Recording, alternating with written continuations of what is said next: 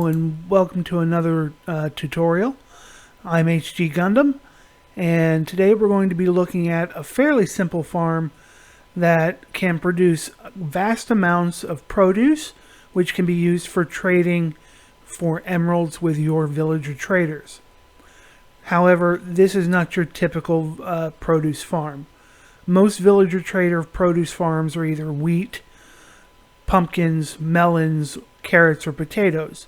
Today, we're looking at something a little different. So, let's see what we're going to build. What we have here is an automatic Sweetberry farm. It's probably one of the most neglected pieces of produce in the game, but probably also one of the most profitable. As you can see, it's exceptionally easy, well, not easy, but simple to build. And this is what I would consider the optimal size. It's a 10 by 10 field covered in berries with 6 foxes and 5 sheep. But we'll show you how to build a smaller version, and it can be upscaled as much as you like. So, from here, let's get into construction.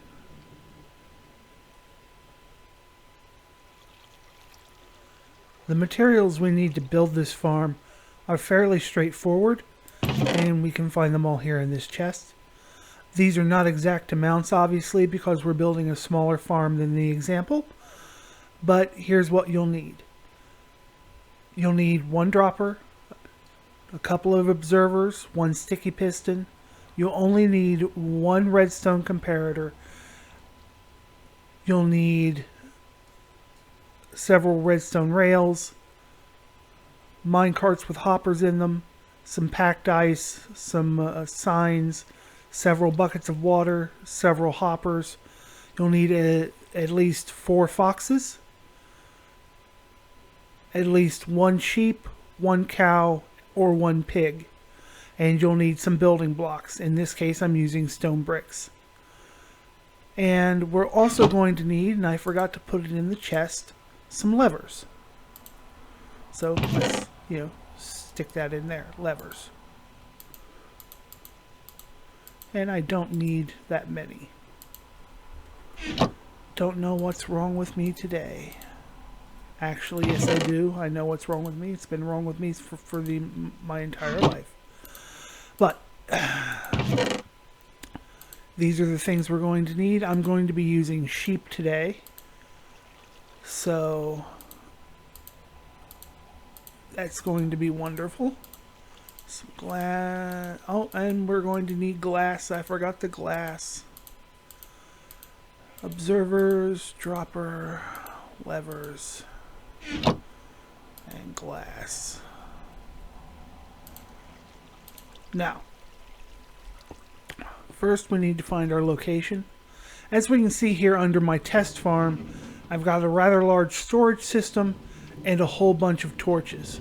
That's because this platform produces a very large shadow, so even during the daytime, mobs can and will spawn under it if it's not lit up. So I've produced a couple rows of torches here to keep this all lit up. And this farm, at this size, will produce fairly large amounts of sweet berries very quickly. As we can see, I've had it running for about half an hour since I finished it, and it's already got almost a full row of stacks. So this produces fairly quickly. And since butcher villagers will trade for these at master level for emeralds, this can be fairly lucrative if you have a large number of butchers. So, let's find our spot. Now, unlike other farms, this one doesn't have to worry about proximity to villages or mob spawning or anything of that nature. So, just pick you a spot, put you down a block, and pillar up 20 blocks. 1, 2, 3, 4, 5, 6, 7, 8, 9, 10, 11, 12, 13, 14, 15, 16, 17, 18, 19, and 20. There we go. Now on our 20th block, this is the base level of our collection system for the farm. So from here, we're going to build out 4 blocks on each side.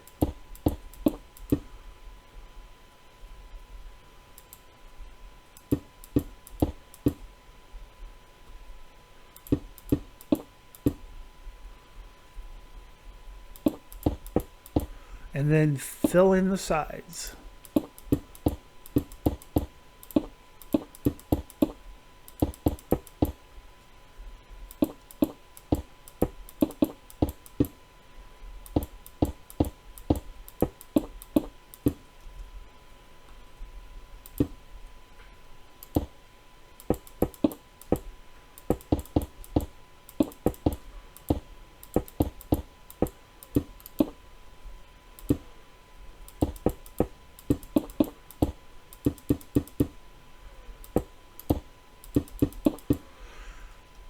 Now on 2 sides, come out 1 more block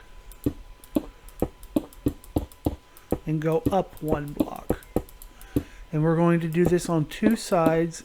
Make sure that they're sides that face each other, because this is going to be our endpoints for our hopper minecart collection system. Now on 1 side, knock out 2 blocks in front of the endpoint.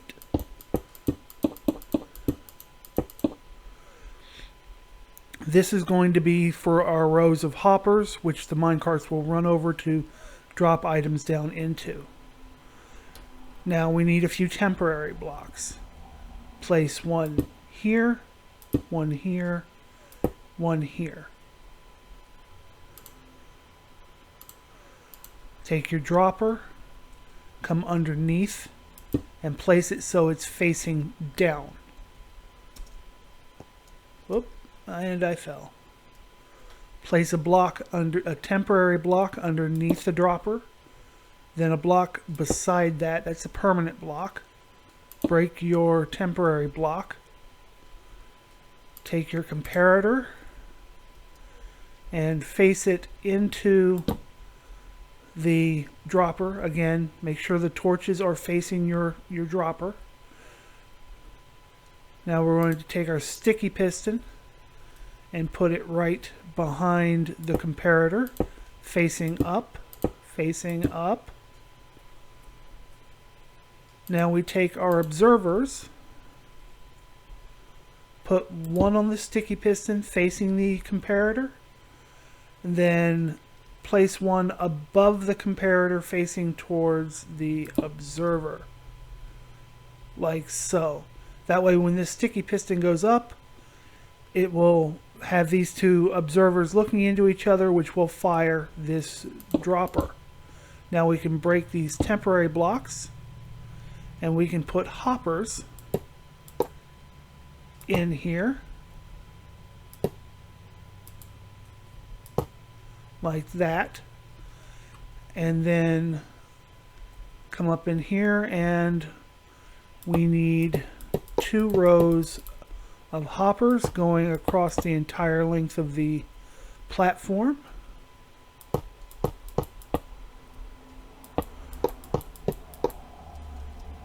All facing into this row, which will drop into this dropper, so that all the sweetberries will drop down this way. Now what we need to do is determine where our collection system will be. And why did I throw that piece of glass? Now the easiest way to do this is to start building from up here.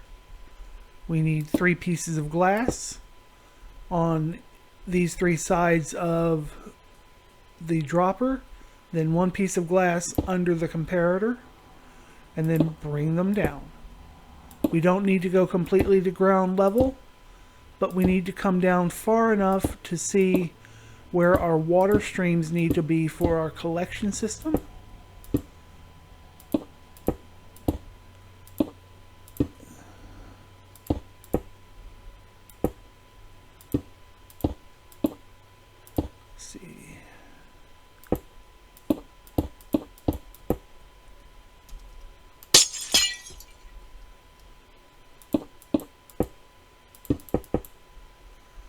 Now, depending on how many chests you're going to put in your collection system will determine how high this needs to be.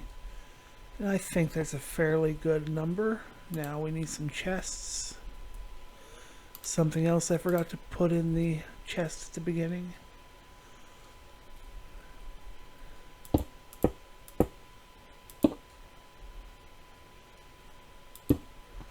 So the water stream will be there.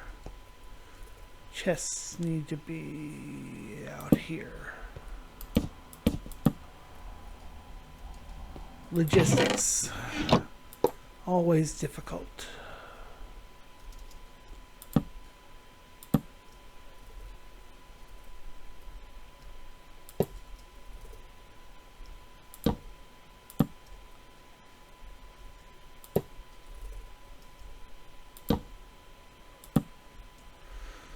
And we've got 4 chests.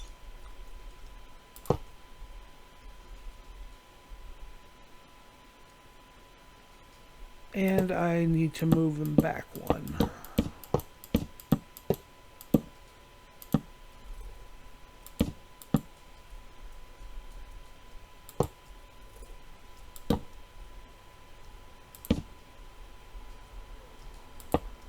I know, wasting time.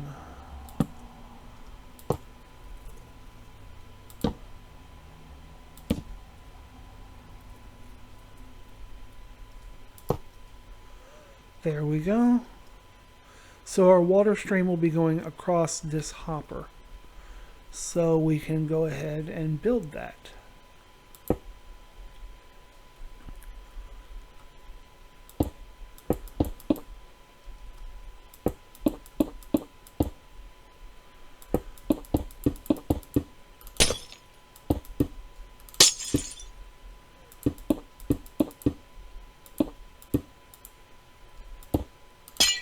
Now this is something I always like to do, is make sure my water streams loop around my collection system. So if anything's missed the first time, it can be picked up on a second or third pass.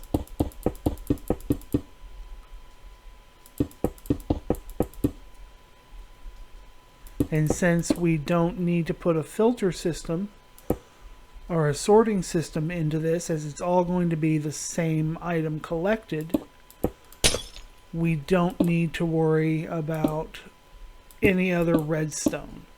This is probably one of the most redstone light farms I build.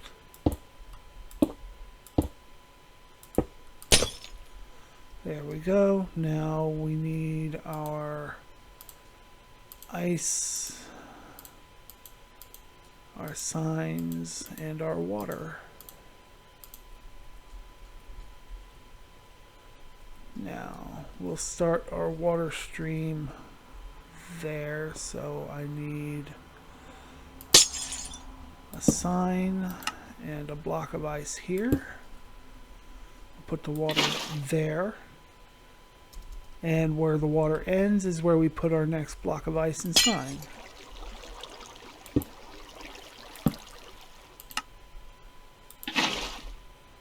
And again, the signs are to make sure that the water sources don't flow backwards, so the water's always circulating in the same direction.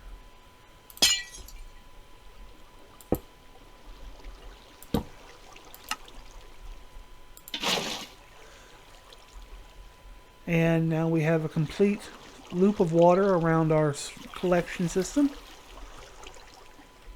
We've got our actual collectors in place. Now we just need to put in the rails and the dirt. We'll go ahead and put sides on this because we will need them.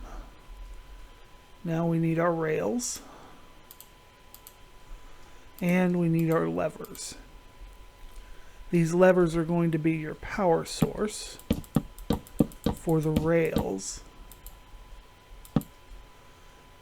And for safety, I like to put levers on both sides because depending on how large you make this, you'll have to have levers on both sides, and often you'll need redstone blocks down the center because the levers won't power the entire strip, but it'll power most of it. Oh, a little too high. And again, when placing rails this close to each other, always place the second one first before doing the top, or they'll attempt to connect to the other rail side. So even here, doing it backwards, second then first.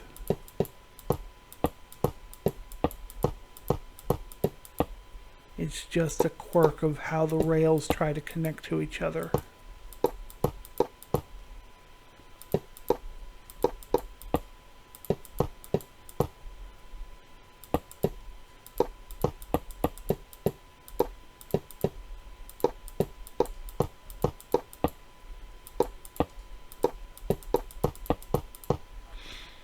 Now you can turn all your levers on.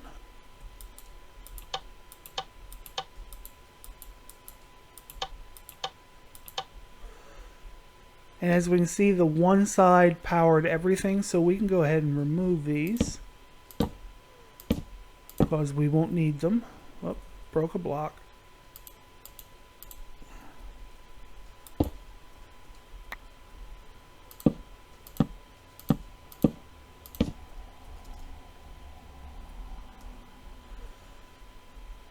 But now we need to put in our dirt, which is something else I forgot to put in the chest.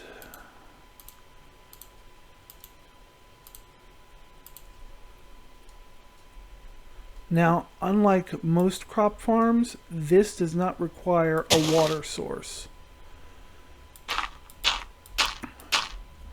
So you can put this completely in dirt and not have to worry about putting in a water source or any of those other issues. I do recommend putting in, as I did there, a single grass block so that when the farm is growing, the dirt is covered up with grass, and it looks much better when you do actually look at it. Alright, we've got our dirt in. I'm going to put one more grass block, simply because I'm going to be building on top of this. I need glass. We'll put a piece of glass here, a temporary block here, and then glass around the temporary block. Break the temporary block and then glass on top of the glass. So you have a two stack there. This is where we're going to be putting our animal. And the reason we need an animal in this center portion is because it will keep the foxes active during the day. Otherwise, they will try to find a place to sleep. But we want the farm to be producing all the time, so we put an animal here. It keeps the foxes producing around the clock. So now we've got this in, we can build up the rest of our walls. And again, we're going to do this in glass. You can use any colored glass you'd like, but I do recommend glass for mob proofing as well as aesthetics. That way you can see into the farm and it'll be nice and pretty and easy to see. You can use colored glass or clear glass as I'm doing here.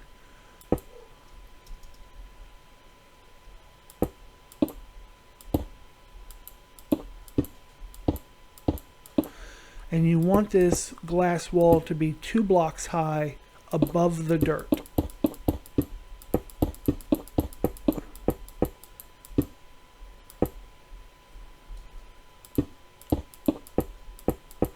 That way your foxes can't jump out.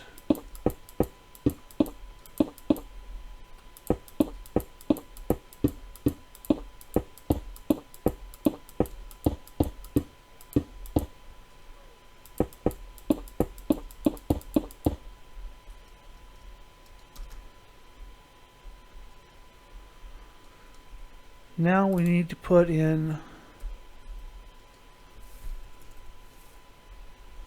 our sweet berries.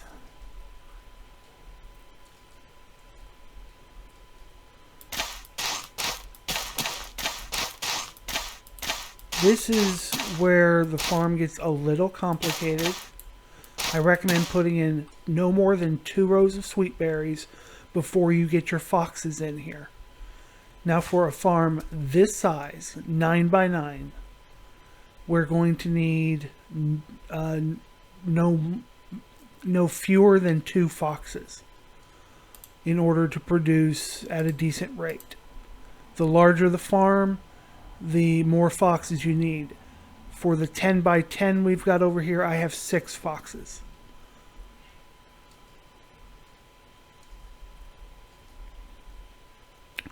So we need 2 foxes. Very cute. You don't need to name these. They will not despawn.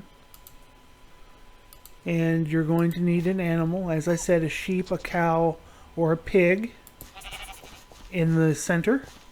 That'll keep them active during the day. And once you get your foxes in here, as you can see, they're already picking. Plant the rest of your sweet berries. And as I have just realized I have done, I forgot to put in mine carts. Because I'm a numpty. And because this is about to get very loud, I'm going to turn the sound down.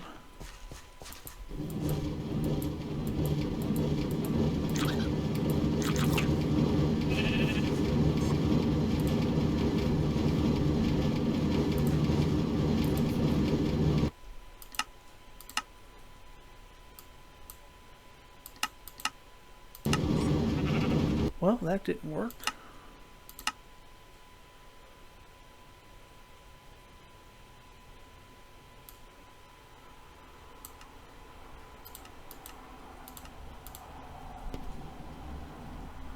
Yeah, there we go. We put our dirt back in.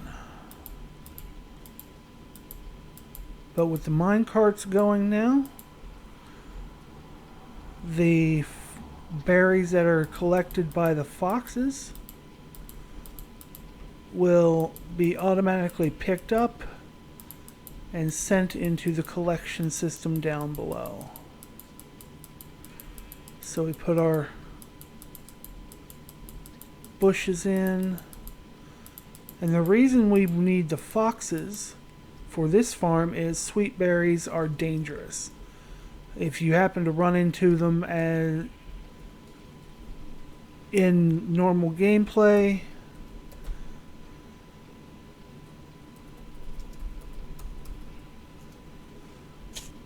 you're going to take damage.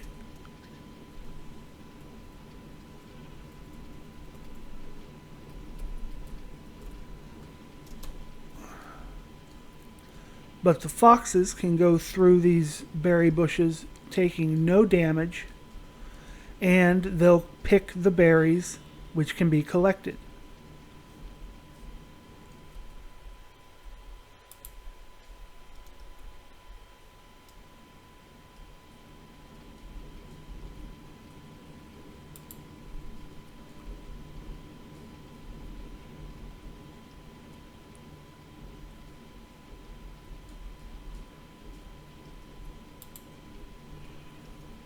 And that hopper's facing the wrong way.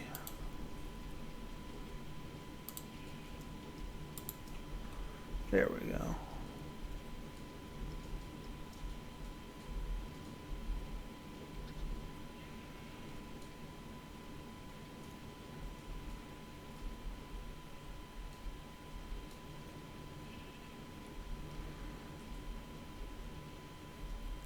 Now, as we're seeing, the foxes are picking up the berries, and they will for a small amount of time. As you can see, they've got berries in their mouths, and once they get berries in their mouths, you know, they'll carry them around for a while. But this farm will eventually start producing, as we have this one over here.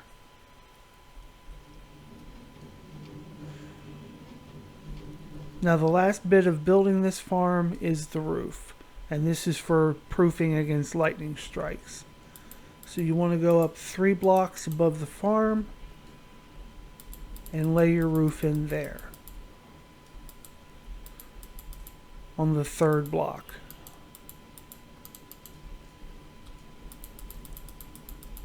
Making sure you cover up all the way to the corners.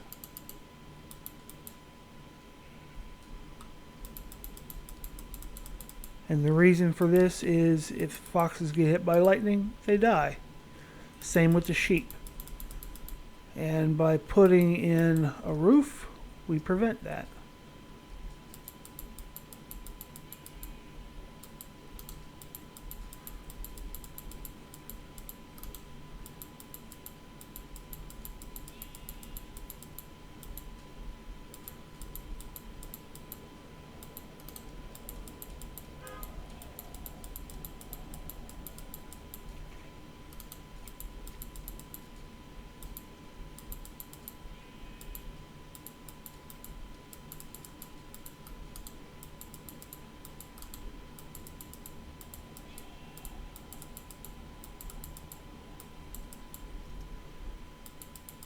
And there's our roof.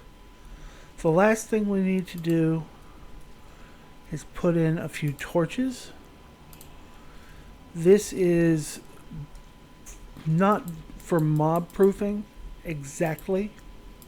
I'm not aware of any mob that would spawn inside a sweetberry bush. But you never know what changes they might make in the future. And given how simple this farm is, I don't see it being invalidated in any redstone way anytime soon. Unless they change the way observers or comparators work.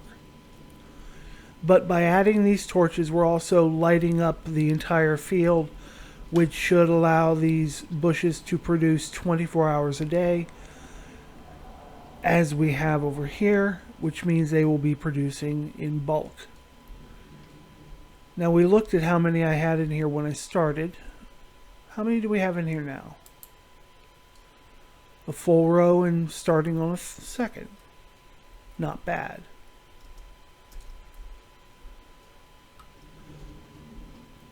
But this is our completed farm. Once the berry bushes mature and start producing fruit, the foxes will start picking it and they'll start collecting down there.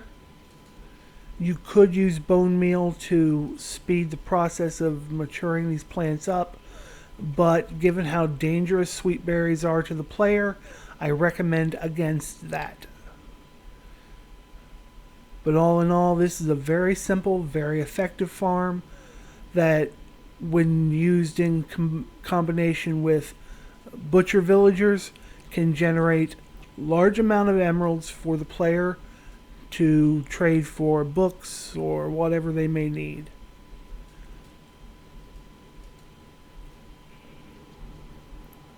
Now again, we've got a small dark spot down here, given the size of the platform. I've got Optifine, so I need to back away. And one there, one there, one there, one there, one there. That looks to be about right. That'll make sure there's no mob spawns. Now, unless something happens to break the redstone, there should be no reason for you to come up here again. That's why there's no ladders, no access ports. Once you finish, you can just jump down into the water stream and you're done. You just go to your collection system every so often and get your berries.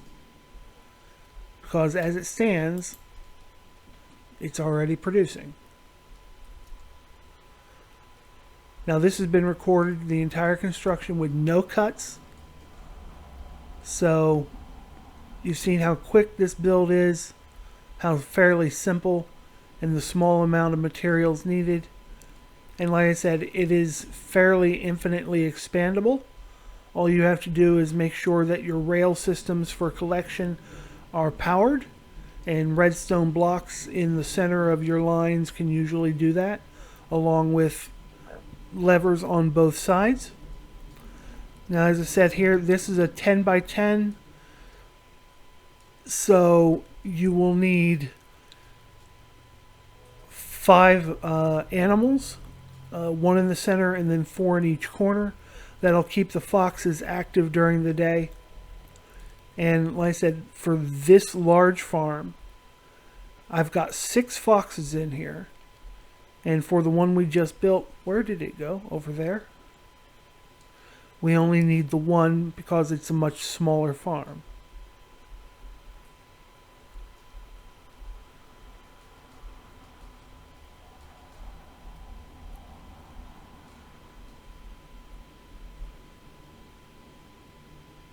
Actually, I'm wrong. This is not a 10 by 10.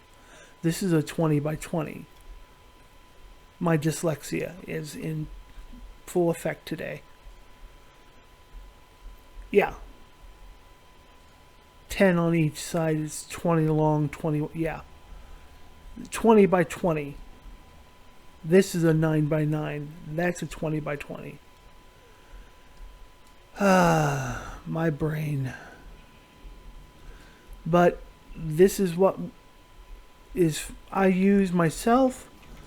I get more emeralds out of this than I do most other produce, simply because of the difficulty in collecting it in vast amounts. Whereas this, I wait a couple hours, I've got multiple stacks. And my butcher villagers are quite happy to give me emeralds for them. So, with that, I think we're done for the day. So, ladies and gentlemen, I hope you have fun, and I'll see you in the next video.